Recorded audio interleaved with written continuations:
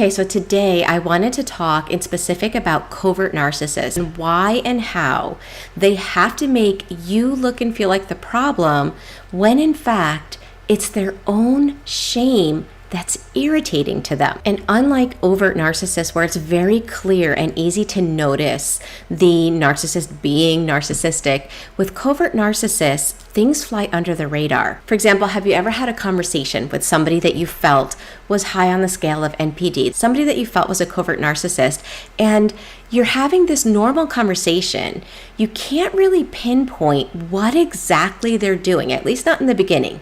Once you get to know more and more about covert narcissists, it does get easier to spot. But anyway, in the beginning, you can't really notice what's happening, but you leave the conversation feeling like your soul just got zapped out of you. In fact, it's almost like you leave every conversation with this person with some kind of weird, uncomfortable residue that kind of stays with you, making you feel like, did I do something wrong? What happened? Why do I feel so bad? Well, that weird residue is not coincidental.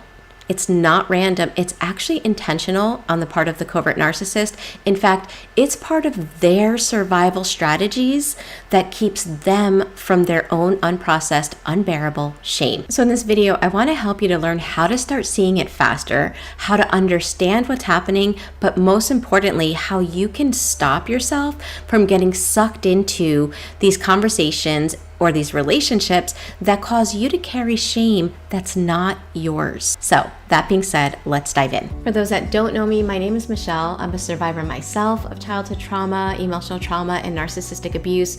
I'm now a somatic experiencing practitioner and the founder of the School of Transformation, which to me is like nervous system rehab. It's where I meet live on Zoom weekly with survivors from all over the world, and we learn how to embody healing. Here on my channel, I talk about what healing is like, but in the School of Transformation, we experience it together. So if you're ready to dive deeper, make sure you check out the School of Transformation. So let's talk about how shame is experienced early in life, especially when it's chronic, it's relational shame. That type of shame doesn't just fade away as we get older, especially if we suppressed it because we didn't have the support. And when I say we, I mean either targets or narcissists themselves. In other words, when chronic shame is experienced over and over in childhood and it goes unhealed, it doesn't just disappear. It actually puts on a costume. The costume you put on depends on your own nervous system, your role in the family, and what felt most safe. So for some, shame turns into grandiosity, a mask of superiority that covers up that unbearable belief, I'm defective, there's something wrong with me. So that's what an overt narcissist does. But for others, shame hides behind guilt tripping, emotional fragility, being a wolf in sheep's clothing.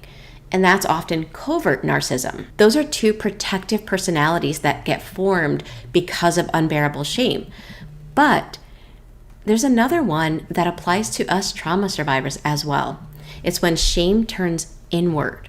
We don't project it, we absorb it. We make ourselves small, accommodating, endlessly apologetic. We call it codependency, but it's really a protective personality that says, if I make myself easy, if I make others happy, maybe I'll be safe. All three of these are trauma responses that are trying to solve the same problem, which is how do I stay connected without being rejected? So yeah, this is something that as victims or targets of narcissistic abuse, something we have in common with the narcissist is that we also have a protective self that was born out of a sense of survival. But again, we're going to focus right now on the covert narcissist and how their protective strategies wind up harming others. So let's talk about what this looks like in real life. Right, here are some examples. A very subtle thing that can happen when you're having a conversation with a narcissist. Remember, everything they're doing is all about them avoiding feeling shame and feeling less than and unworthy, defective, broken. And so when you're talking and sharing something about yourself, maybe you're excited about something, maybe you're passionate, maybe you did something amazing and you're celebrating yourself, their expression, their tone of voice will be subtle. They're not attacking, they're not saying anything negative, but it's like they're putting a pin in a balloon. They're deflating your sense of excitement and worth. And suddenly you just feel bad. You don't know why. You're like, why am I feeling so bad? They're not really doing anything obviously bad, but I'm feeling horrible. And they might say something to guilt trip you, like, oh, good for you. Or they might say something like, oh, that must be nice. And again, that sounds so simple. So simple that if you're talking to somebody that doesn't understand narcissistic abuse, they'll look at you and be like, you got upset over that? But the reality is they are deflating your sense of self. Their shame is coming up. You're feeling it. You're taking it on. You start feeling bad about yourself. We're going to talk about why in a moment. But in a very subtle way, there's been an exchange of energy where they took their shame, projected it onto you, you felt it, and they feel better. And it might sound weird, like why would that cause them to feel shame? And that's because anytime somebody else is doing anything and the attention is on somebody else and they're celebrating themselves, in their head, they think that that makes them better. They're not on the top. That means you're better, I'm worse, and they feel that shame. It doesn't make sense. Most of our survival strategies don't, right? So just in their defense, it doesn't make sense, but that's what happens inside of them. Another subtle way that you might notice them projecting their shame and dysregulating you in order to not feel their own shame is when you point out a bad behavior or something they did that hurt you. And you're not attacking them, right? You do it in a very reasonable way. You might say something like, when you say this, or when you ignore me in public, or when you make jokes at my expense, or when you give me backhanded compliments, it makes me feel this. Right? So it's a very reasonable way to express yourself. Well, they'll turn that around in a very covert way, and they will imply, in other words, they love guilt tripping and they love implying that there's something wrong with you for seeing them as less than perfect. Again, they're trying to not feel their own shame. And so instead of viewing imperfection as a normal thing that everyone has, everyone experiences, they view it as a defect. And they twist it around so that you feel bad. And suddenly when you're feeling bad, they've just transferred their shame into you. The last one I'm going to mention that I'm hoping these make sense. So let me know down below in the comments if you've experienced one or all three of these scenarios. The last one is when you're talking and sharing. I always say that narcissists don't listen, they pause. Well, the covert narcissist, when they pause, has an expression on their face. It's almost like this one eyebrow up as they're looking at you. I can't do it, but it's like this expression of irritation.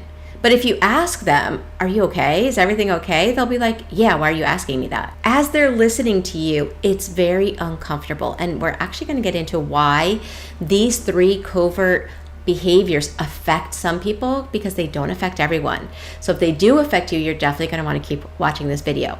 But those are three things that narcissists do. And so with this last one, you might be like, well, why is that them transferring their shame onto someone else, or how? Basically, having to listen to someone else means I have to show importance to someone else. I have to live in the belief they matter. Otherwise, I wouldn't listen to them. And so it irritates them to have to do that because, again, in their head, everything is an either or. I matter or you matter. It's never we both matter. And so if they have to listen to you and they feel like, oh, that person's important, that means I'm the one that's bad, I'm the one that's unworthy, they have to do something, thus the expression of disdain, irritation, impatience, as if you're a burden that helps them equalize what they're feeling inside.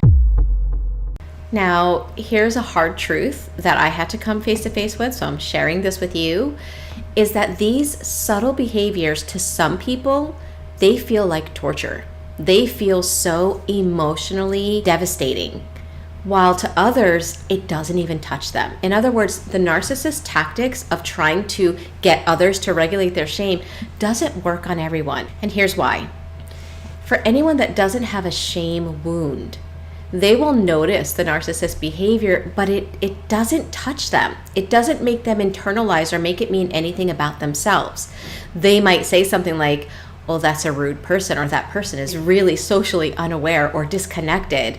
They'll call it for what it really is, a lack on the narcissist's part. And so if you're a target of narcissistic abuse with a shame wound and you talk to somebody that doesn't have a shame wound, it can be extremely invalidating. They can look at you and say things like, that's not a big deal.